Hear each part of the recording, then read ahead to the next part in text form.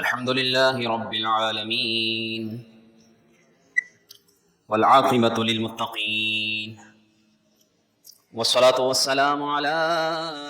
سيد الأنبياء والمرسلين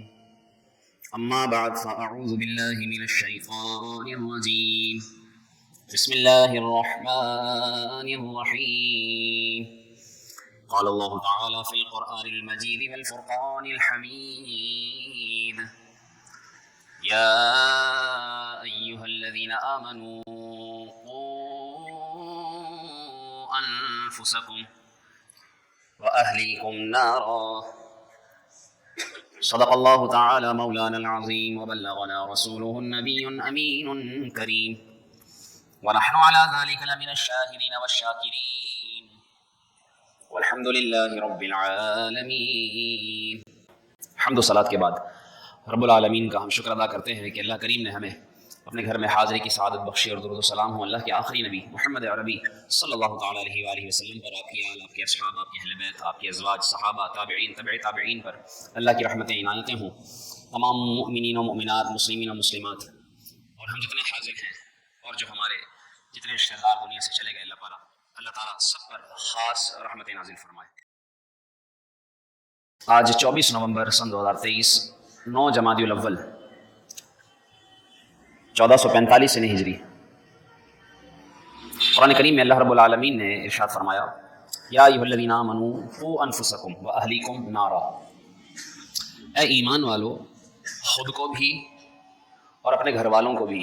آگ سے بچاؤ۔ علماء لکھتے ہیں کہ انسان کی زندگی کے مختلف ادوار ہیں، مختلف حصے ہیں۔ ایک ہوتا ہے اس کا شیر خارگی کا زمانہ، کہ جس میں وہ بالکل انجان اور گویا کہ وہ دوسروں کے سہارے پر ہوتا ہے۔ پھر اس کا بچپن، یعنی وہ اپنی شیر خارگی سے بچپن کی طرف بڑھتا ہے، پھر آہستہ آہستہ وہ لڑکپن، پھر جوانی، پھر ادھیڑ عمر میں آ جاتا ہے، اور آخرکار بڑھاپے کی طرف جاتا ہے۔ قرآن کریم میں جسے اللہ تعالیٰ نے یوں بیان فرمایا ہے یخرجکم طفلا، اللہ تعالیٰ تمہیں بچے کی حالت میں پیدا کرتا ہے، ثم لتبلغوا اشدکم، اور پھر تمہیں وہ تمہاری جوانی کی طرف لے جاتا ہے، ثم لتکونوا شیوخا، پھر وہ تمہیں زندگی عطا فرماتا ہے تو تم بڑھاپے کی طرف بڑھتے ہو۔ آج کی گفتگو کا جو موضوع ہے، انسان کے ان ادوار میں سے جو موضوع ہے وہ ہے بچپن، یعنی وہ زندگی کا حصہ کہ جس میں وہ بچہ اپنے والدین کے آسرے پر ہوتا ہے،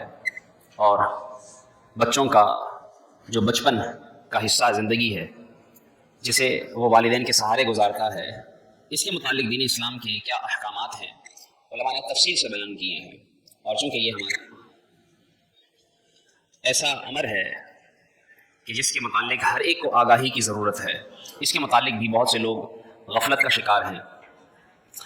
کیونکہ بچپن کا یہ مرحلہ، یہ عمر ایسی حالت ہوتی ہے انسان کی کہ جس میں جو عادتیں، جو باتیں اس کے دل دماغ میں راسخ ہو جائیں، اس کا اثر اس کے مرنے تک اس میں باقی رہتا ہے۔ اور بچپن کی نزاکت کے باعث اسلام نے بچوں کی حقوق اور تربیت پر بڑا زور دیا ہے۔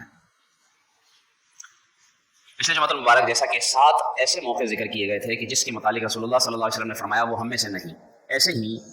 یہ پہلو بھی ایک ایسا پہلو ہے جس کے متعلق رسول اللہ صلی اللہ علیہ وسلم نے ارشاد فرمایا لیس منا من لم یجل کبیرنا ویرحم صغیرنا، آپ صلی اللہ علیہ وسلم نے ارشاد فرمایا وہ ہم میں سے نہیں ہے جو ہمارے بڑوں کی عزت نہ کرے اور چھوٹوں پر شفقت اور رحم نہ کرے۔ رحم کے اعتبار سے دیکھا جائے تو آپ دیکھیے 7 اکتوبر سے لے کر آج 24 اکتوبر تک، تقریباً 24 نومبر تک تقریباً 1.5 مہینہ ہو چکا ہے، فلسطین میں 5000 سے زیادہ بچے شہید کیے جا چکے ہیں۔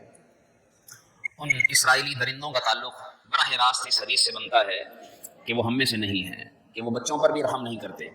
کس طرح صفاکی کے ساتھ بچوں کو شہید کیا جا رہا ہے، اور اس کے علاوہ 80,000 سے زائد بچے بے آسرا ہو چکے ہیں، بے گھر ہو چکے ہیں، کوئی یتیم ہو گیا ہے، کسی کی ماں چلی گئی، کسی کا باپ چلا گیا، کسی کے دونوں ہی چلے گئے، اور یوں وہ بچے بے سہارا ہیں۔ ایسے لوگ جن کے متعلق رسول اللہ صلی اللہ علیہ وسلم نے ارشاد فرمایا یہ براہ راست ان لوگوں پر یہ حدیث صادق آتی ہے کہ وہ ہم میں سے نہیں، ایسے درندوں کا ہم سے تعلق نہیں، وہ امت مصطفیٰ سے ایسا کوئی تعلق نہیں رکھتے کہ جن کے باعث، جس تعلق کے باعث ان پر کوئی رحم ہو۔ اور آپ صلی اللہ علیہ وآلہ وسلم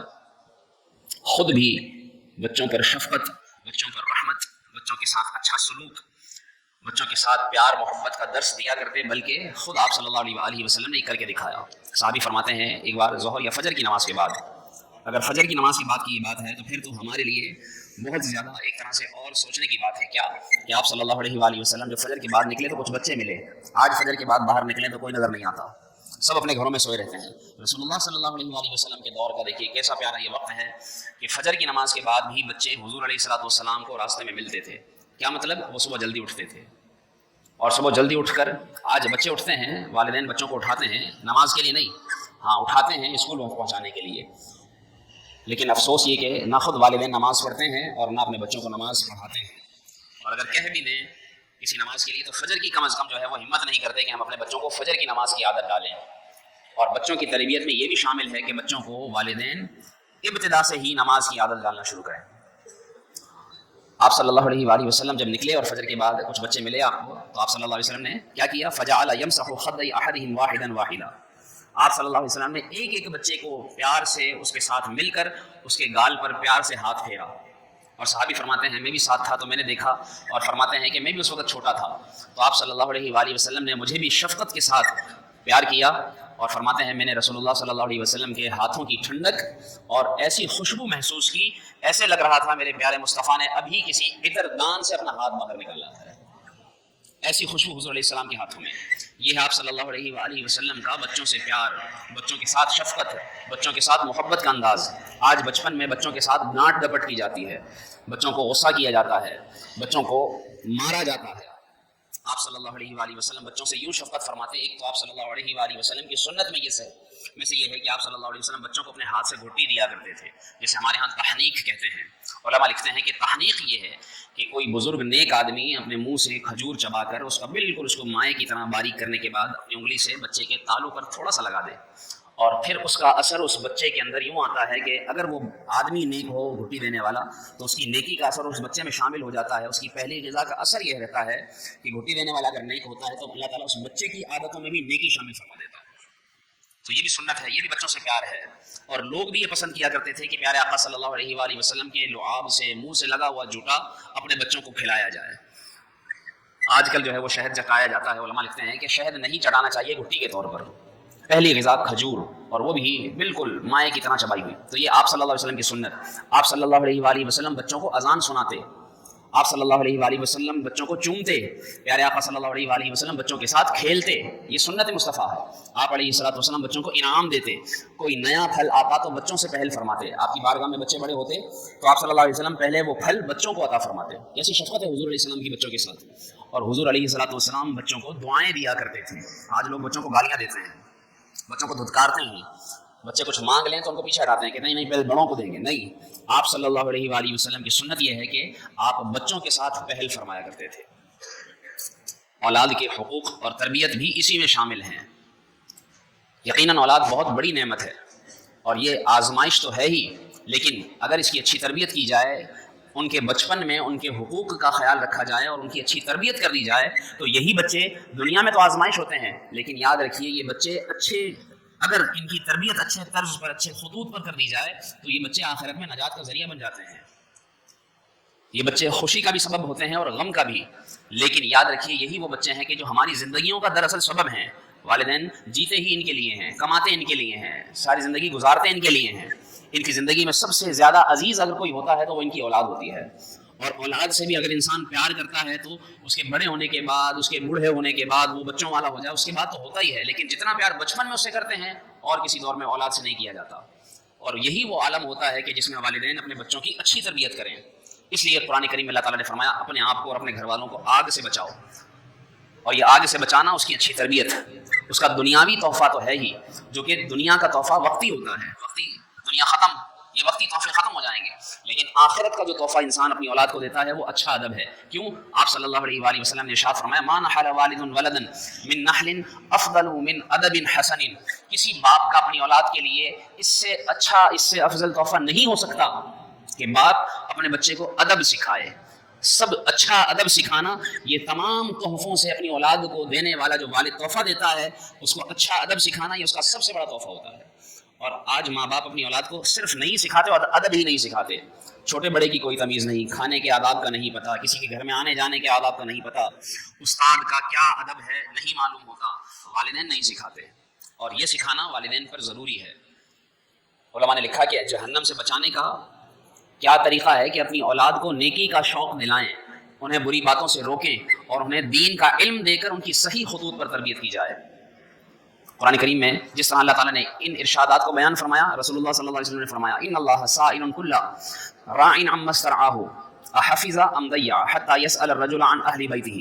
کہ اللہ تبارک و تعالیٰ ہر ایک سے پوچھے گا، جس کا وہ نگہبان ہوگا اس سے پوچھا جائے گا کہ تو جس کی نگہبانی کرتا تھا اس کے بارے میں بتا، حتیٰ کہ اللہ تعالیٰ پھر اس شخص سے بھی پوچھے گا جو اپنے اہل و عیال کا ضامن تھا، وہ اس سے پوچھے گا کہ بتا تو نے اپنے اہل و عیال کا کتنا خیال رکھا، انہیں کتنا سکھایا، انہیں کتنا بتایا اور انہیں کتنا جہنم سے بچایا۔ اولاد کی تربیت یقیناً ایک محنت طلب امر ہے، یہ ایک دن دو چار مہینے دو چار سال کی بات نہیں ہوتی، بلکہ عمر بھر لگے رہنا پڑتا ہے اپنی اولاد کے ساتھ۔ جس طرح ان کو کھلایا پلایا جاتا ہے، ان کو پہنایا جاتا ہے، ان کو سردی گرمی سے بچایا جاتا ہے، ایسے ہی ان کی تربیت کے لیے بھی فکر مند ہونا پڑتا ہے، ہر وقت توجہ دینی پڑتی ہے، باقاعدہ منصوبہ بندی کی جاتی ہے، پلاننگ کرنی پڑتی ہے اپنی اولاد کی تربیت کے لیے۔ آج ماں باپ اپنی اولاد کے لیے ضرور پلاننگ کرتے ہیں، لیکن ان کے مستقبل کے اس اعتبار سے کہ یہ کمائے گا کیا، یہ کھائے گا کیا، یہ سوچتے نہیں ہیں، یہ نہیں منصوبہ بنایا جاتا کہ اس کی تربیت کس طرح کی جائے، اس کو سکھایا کس طرح جائے، اس کو پڑھایا کس طرح اس طرح جائے کہ یہ ایک اچھا انسان، اچھا با کردار مسلمان بن جائے، یہ نہیں پلان کیا جاتا۔ دنیا کے اندر تو ہم اپنے پلان بناتے ہوئے plan a, plan be, plan C, plan D تک جاتے ہیں، اولاد کی تربیت کے لیے کتنے پلان بنائے ہیں یہ نہیں سوچتے۔ کاش کہ اولاد کی تربیت کے گر سیکھے جائیں اور سب سے پہلے اپنے بچوں کے عقائد ان کو درست کیا جائے۔ قرآن کریم کے آیات کے مطابق حضرت لقمان نے اپنے بیٹے کو کیا تعلیم دی؟ یا بنی لا تشرک باللہ، عقیدے کی تعلیم کہ اللہ کے ساتھ شرک نہ کرنا، یہ عقیدہ سکھایا کہ اللہ کے ساتھ کسی کو شریک نہ کرنا، اور نہ صرف عقیدہ سکھایا، کتابوں میں لکھا ہے، خزائن العرفان میں تفسیر میں مفتی نعیم الدین مراد آبادی رحمۃ اللہ تعالیٰ علیہ نقل فرماتے ہیں کہ حضرت لقمان اپنے بیٹے کو یہ بھی نصیحت فرمائی تھی، فرمایا کہ اے بچے، اپنے بیٹے سے کہتے ہیں اے بیٹے، مرغ سے کم تر نہ ہونا کہ مرغ تو صبح اٹھ کر بانگ دے اور تو اس بستر پر سویا رہے۔ کیسے؟ عقیدے کی بھی تربیت ہے، عمل کی بھی اصلاح ہے۔ اور افسوس کہ آج کا مسلمان اپنے بچوں کی تربیت کے معاملے میں عقیدے سے یوں غافل ہے کہ اس کو خود عقائد صحیحہ نہیں پتہ، اس کو صحیح عقائد اسلام، صحیح مسلمہ عقیدے نہیں معلوم، تو وہ اپنے بچے کو کیا سکھائے؟ اور پھر اعمال میں اپنا برا حال ہے تو اپنے بچے کے اعمال کی کیا اصلاح کرے گا؟ اور پھر ساتھ ساتھ علماء نے بچے کی تربیت، بچے کے بچپن کے حقوق میں یہ لکھا ہے کہ اس کا ایک حق یہ بھی ہے کہ باپ اسے قرآن کی تعلیم دے، باپ دے۔ آج مدرسے کے حوالے کر کے بھول جاتے ہیں کہ وہ جو بھی پڑھے، جیسا بھی پڑھے، لیکن علماء نے لکھا ہے کہ بچے کے حقوق بچپن کے اندر یہ بھی ہیں کہ اس کو صحیح قرآن پڑھائے۔ ایک صحابی فرماتے ہیں تعلمنی الایمان، کہ ہم نے ایمان تو سیکھا ہی، رسول اللہ صلی اللہ علیہ وآلہ وسلم ہمیں ایمان سکھاتے، ارکان اسلام بتاتے، لیکن فرماتے ہیں قبل ان نتعلم القرآن ثم تعلمنا القرآن فزدنا به الایمان، فرماتے ہیں ایمان سیکھنے کے بعد ہم قرآن سیکھتے تھے اور اللہ تعالیٰ قرآن سیکھنے کی برکت سے ہمارے ایمان میں زیادتی عطا فرماتا تھا، ہمارا ایمان بڑھ جاتا تھا، تو ہم اس طرح سیکھتے تھے قرآن کو۔ پھر کتابوں میں علماء نے لکھا ہے کہ اپنی اولاد کو محبت مصطفیٰ، محبت خدا بھی سکھایا جائے۔ حضرت عبداللہ بن عباس فرماتے ہیں میں رسول اللہ کے ساتھ سواری پر تھا، آپ صلی اللہ علیہ وسلم نے ارشاد فرمایا انی اعلمک کلمات، میں تمہیں سکھاتا ہوں کچھ کلمات، اور کیا؟ پھر وہ کلمات کیا بتائے؟ آپ صلی اللہ علیہ وسلم نے فرمایا احفظ اللہ یحفظک، تم اللہ کے حقوق کی ادائیگی کرتے رہنا، اللہ تبارک و تعالیٰ تمہاری حفاظت فرماتا رہے گا۔ آپ صلی اللہ علیہ وسلم نے سکھایا احفظ اللہ تجدہ تجاہک، اپنے رب عز و جل کے احکام کی پابندی کرتے رہنا، تم جہاں بھی دیکھو گے تمہیں تمہارے رب کی رضامندی نظر آئے گی، تم اپنے رب کے حقوق کی پابندی کرنا۔ کس طرح اللہ کی محبت سکھائی۔ پھر ہمارے اکابر کا بھی انداز یہی تھا۔ امام زین العابدین فرماتے ہیں کہ ہمیں کس طرح حضور صلی اللہ علیہ وآلہ وسلم کی محبت سکھائی جاتی تھی۔ فرماتے ہیں کنا نعلم مغازی النبی کما نعلم السورۃ من القرآن، فرماتے ہیں جس طرح ہمیں قرآن کی صورتیں سکھائی جاتی تھی، اس طرح حضور علیہ السلام کی سیرت کے واقعات سکھائے جاتے تھے، باقاعدہ رٹوائے جاتے تھے، بتائے جاتے تھے۔ آج کون سے اسکول میں حضور علیہ السلام کے واقعات بتائے جاتے ہیں، یا کون والدین ہیں جو اپنے بچوں کو بیٹھ کر حضور علیہ السلام کی باتیں سنائیں؟ نہیں۔ افسوس یہ ہے کہ حضور علیہ السلام کی محبت کیسے دل میں آئے گی؟ علماء یہی فرماتے ہیں کہ جس کے واقعات بچوں کو سنائے جاتے ہیں اس کی محبت بچے کے دل میں آتی جاتی ہے۔ تو آپ صلی اللہ علیہ وآلہ وسلم کی احادیث سنائی جائے، آپ صلی اللہ علیہ وآلہ وسلم کی عشق کی باتیں سنائی جائیں، اپنے بچوں کو یہ تعلیم دی جائے تاکہ ان کے دلوں میں محبت مصطفیٰ راسخ ہوتی جائے۔ تو محبت خدا و مصطفیٰ یہ بھی بچے کا حقوق، بچے کے حق میں سے ہے کہ اس کو تعلیم دی جائے۔ پھر کتابوں میں لکھا ہے حضرت عمر بن عبدالعزیز جن کے بچپن کا واقعہ کتابوں میں لکھا ہے کہ جب انہیں ان کے والد نے پڑھنے کے لیے ملک شام سے مدینے بھیجا، کتابوں میں لکھا ہے کہ پھر ان کے استاد کی طرف سے ایک رقعہ ملا، خط آیا، استاد نے اس خط کا جواب لکھ کر اس خط کے جواب کے ساتھ ایک قاصد کو ساتھ کیا، اور وہ قاصد کون تھا؟ حجام، بال مونڈنے والا، اس کو ساتھ بھیجا اور کہا کہ جا کر پہلے میرے حکم کے مطابق جا کر میرے بچے کے سر کے سارے بال اتارنا، اس کے بعد اس کے استاد سے معافی مانگنا، اور پھر کہنا اب اگر کوئی شکایت ہوئی تو پھر اس کا والد خود چل کر آئے گا۔ اور وہ شکایت کیا تھی؟ استاد نے یہ شکایت لکھ کر بھیجی تھی کہ آپ کا بچہ، یہ عمر بن عبدالعزیز جو بعد میں ایسے خلیفہ بنے ہیں جن کو علماء نے لکھا ہے کہ گویا ان کی خلافت میں ایسا نظام عدل قائم ہوا کہ حضرت عمر رضی اللہ تعالیٰ عنہ کے دور کی یاد تازہ ہو گئی تھی، ایسی انہوں نے خلافت کی تھی۔ اور یہ ان کی تربیت کس خطوط پر ہوئی؟ ان کے والد صاحب نے کس طرح ان کا یہ عمل کس طرح صحیح کیا؟ استاد نے یہ شکایت لکھی تھی کہ آپ کے بچے نے بال سنوارتے ہوئے جماعت میں تاخیر کر دی ہے، بال سنوارتے ہوئے جماعت میں تاخیر کر دی ہے، بس یہ شکایت تھی۔ اور والد نے حجام کو بھیجا اور کہا جا کر وہ بال ہی صاف کر دو جس کی وجہ سے میرے بچے کی جماعت تاخیر ہوئی ہے۔ اور پھر اس کے بعد یہ ایسی تربیت ہوتی ہے تو پھر وہ بچہ بڑا ہوتا ہے تو بڑا ہو کر وہ عمر بن عبدالعزیز بنتا ہے۔ تو یہ تربیت ہے۔ ہارون رشید کے بارے میں آتا ہے کہ اس نے اپنے بیٹے کو ایک استاد کے پاس پڑھنے کے لیے لگانا چاہا، استاد سے کہا آپ پڑھانے آئیں گے، استاد نے کہا میں نہیں، آپ کا بچہ پڑھنے میرے پاس آئے گا۔ بچہ پڑھنے جاتا تھا، پھر ایک بار گزر رہے تھے تو دیکھا بچہ پانی ڈال رہا ہے اور استاد پاؤں دھو رہے ہیں، جا کر اپنے بیٹے کو تماچا مارا اور کہا خدا نے دو ہاتھ کس لیے دیے ہیں؟ ایک ہاتھ سے پانی ڈال اور دوسرے ہاتھ سے استاد کے پاؤں دھو۔ اور یہ استاد کا ادب سیکھ، یہ بادشاہوں کا طریقہ تھا اپنی اولاد کو ادب سکھانا، یہ ان کی تربیت کرنے کا۔ اور آج ہمارے ہاں استاد کا ادب بچے کو نہیں معلوم، استاد کا ادب بچے کے باپ کو نہیں معلوم، پڑھنے کے لیے استاد بلائے تو کچھ نہیں پتا۔ افسوس ہے ہمارے معاشرے کے اندر کس طرح کیا حالت ہو چکی ہے لوگوں کی کہ وہ اپنے بچوں کو نہ تربیت کا طریقہ بتانا جانتے ہیں اور نہ خود جانتے ہیں کہ کس طریقے سے ان کی تربیت کی جائے۔ اسلامی آداب سکھانا کتابوں میں آتا ہے، رسول اللہ صلی اللہ علیہ وسلم نے باقاعدہ سکھایا یا بنی اذا دخلت علی اہلک فسلم یکون برکۃ علیک وعلی اہل بیتک، کہ اے بچے جب بھی تو گھر میں داخل ہوا کرے تو سلام کیا کر، یہ سلام کرنا تجھ پر بھی برکت کا سبب بنے گا اور تیرے گھر والوں کو بھی برکت دلائے گا۔ آپ صلی اللہ علیہ وسلم نے یہ تعلیمات دی ہیں۔ اور آپ صلی اللہ علیہ وسلم نے دیکھیے ام سلمہ رضی اللہ تعالیٰ عنہ جو آپ کے نکاح میں آئی، ان کے پہلے شوہر سے جو بیٹا تھا وہ جب آپ صلی اللہ علیہ وسلم کی کفالت میں تھا، کھانا کھاتے ہوئے جب اس بچے نے ہاتھ تھال کے دوسری طرف ڈالا تو آپ صلی اللہ علیہ وسلم نے اس سے فرمایا اے بچے سم اللہ، اللہ کا نام لیا کر، یعنی بسم اللہ کہہ کر کھانا کھاؤ، وکل بیمینک وکل ما یلیکک۔ آپ صلی اللہ علیہ وسلم نے ارشاد فرمایا کہ سب سے پہلے تو اپنے دائیں ہاتھ سے کھا اور تھال میں ادھر ادھر ہاتھ نہ مار، بلکہ جو تیرے سامنے ہے وہاں سے کھا۔ آپ صلی اللہ علیہ وسلم نے اسے یہ ادب سکھایا۔ بچپن کے اندر بچوں کو ادب سکھایا جائے۔ آج کل بچوں کو کھانے کا طریقہ نہیں معلوم ہوتا، کھاتے کم ہے، گراتے زیادہ ہیں، ضائع زیادہ کرتے ہیں، بڑے چھوٹے کیا بڑوں کا بھی یہی حال ہے، کچھ نیچے گر جائے تو نیچے سے اٹھا کر کھانا عیب سمجھتے ہیں، حالانکہ نیچے سے اٹھا کر کھانا سنت کریمہ ہے۔ آپ صلی اللہ علیہ وسلم نے یہ آداب سکھایا۔ بری عادتوں سے بچانا یہ بھی بچوں کے حقوق میں، بچوں کی تربیت میں شامل ہے۔ آج والدین اس سے بھی غافل ہیں۔ ہماری حالت تو کیا ہے، بچہ تو بچہ ہے، اپنا کردار، لوگ جو ہے وہ اپنے بچوں کو گالیاں دیتے ہیں تو بچے گالیاں سیکھتے ہیں، بچوں کو اچھے ادارے اگر لگا بھی دیں تو پھر وہاں سے پوچھنا بھول جاتے ہیں کہ کیا سکھایا جا رہا ہے، ورنہ بچوں کو کسی بھی طرح بس کسی مدرسے میں ڈال دو، کسی سستے اسکول میں ڈال دو، اور کسی ایسی جگہ بس جہاں بس جان چھٹے سے 5 گھنٹے، صبح جائے دوپہر آئے، دوپہر جائے شام کو آئے، شام کو ٹیوشن جائے پھر رات کو آئے، سارا دن بچے کو باپ کا نہیں پتا، باپ کو بچے کا نہیں پتا، اور اس طریقے سے وہ یہ سمجھتا ہے کہ میں اپنے بچے کو پال رہا ہوں۔ کھلانا پلانا یہ تو ہے ہی ذمہ داری، اس کی اچھی تربیت کرنا یہ بچے کا سب سے بنیادی حقوق ہے۔ بچے کو آج جھوٹ سکھایا جاتا ہے، آپس میں میاں بیوی جھگڑتے ہیں، بچوں کے اوپر اثر جاتا ہے، وعدہ خلافی بچے کو کرنا سکھاتے ہیں، نماز کی پابندی خود نہیں کرتے، بچہ نماز کی پابندی کہاں سے کرے؟ بری تربیت کا نتیجہ پھر کیا ہوتا ہے؟ آخر میں والدین سر پر ہاتھ رکھ کر بیٹھتے ہیں، یہ بچہ ہمارا نافرمان ہے۔ بھائی اس کو وقت نہیں دیا، جب وہ شادی شدہ ہو جاتا ہے، اپنے بیوی بچوں میں لگ جاتا ہے، پھر بوڑھے ماں باپ شکایتیں کرتے ہیں بچہ ہمارے پاس بیٹھتا نہیں۔ جب وہ بچپن میں تمہارا وقت لینے کا محتاج تھا، وہ چاہتا تھا کہ تم اس کے پاس بیٹھو، اس کے پاس بیٹھ کر اس سے باتیں کرو، اس کے اچھے برے کی اس کو تمیز سکھاؤ، اس سے پوچھو بیٹا سارا دن کیا کیا، کتنی نمازیں پڑھی، اس سے پوچھو آج کس کے ساتھ بیٹھے، کیا وقت گزارا، استاد نے کیا پڑھایا، استاد نے کیا سکھایا، تم نے کیا سیکھا، یہ نہیں پوچھتے۔ بچپن میں اس کو وقت نہیں دیا، اب بڑھاپے میں اس سے وقت مانگتے ہیں۔ جس طرح اس کو وقت نہیں دیا، آج بڑھاپے میں وہ بھی آپ کو وقت نہیں دے گا، پھر روئیں گے سر پر ہاتھ رکھ کر،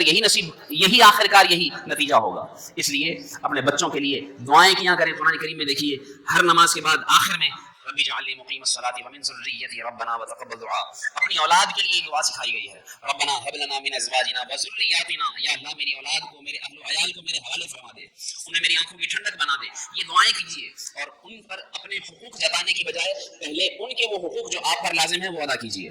اور ان کے اچھے حقوق ادا کرتے ہوئے، ان کی اچھی طرز پر تربیت کرتے ہوئے زندگی گزاریے. دیکھیے آپ کا بچہ فرما بردار بھی بنے گا، آپ کی بات بھی مانے گا، آپ کو وقت بھی دے گا، آپ کی آنکھوں کی ٹھنڈک بھی بنے گا. اور اگر آپ یہ سمجھتے رہے کہ وہ میرا فرما بردار نہیں، پہلے آپ اس کو اللہ کا فرما بردار بنا دیجیے. اگر آپ نے اس کو اللہ کا فرما بردار بنا دیا تو پھر وہ آپ کا بھی فرما بردار بن جائے گا. اور اگر آپ نے اس کو رب کے گھر سے دور رکھا تو پھر یاد رکھیے کہ وہ آپ سے بھی دور، رب سے تو آپ نے دور کر ہی دیا. اللہ پاک ہم سب کو عمل کرنے کی توفیق عطا فرمائے، اور بچوں کے یہ بنیادی طرز کے حقوق اور ان کی اچھی تربیت کے معاملے میں سنجیدگی کے ساتھ عمل کرتے ہوئے اپنی زندگی سنوارنے کی توفیق عطا فرمائے. آمین بجاہ نبی کریم صلی اللہ علیہ وسلم.